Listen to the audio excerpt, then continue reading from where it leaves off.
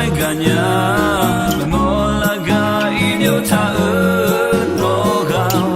cụ chỉ dùng mà là khuya khổ ngô lê rồi biểu ngã là ngã ngoài lùm á nó che lùm nghe nó gà từ khó là gì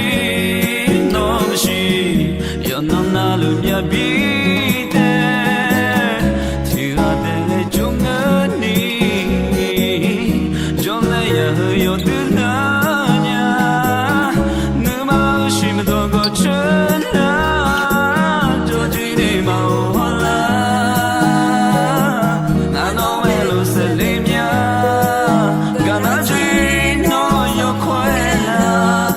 Hãy subscribe cho kênh Ghiền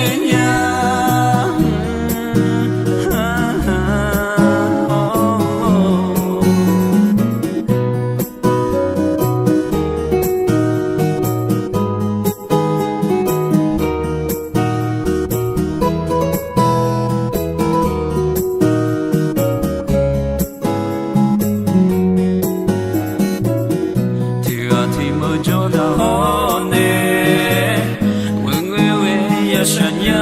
để không bỏ lỡ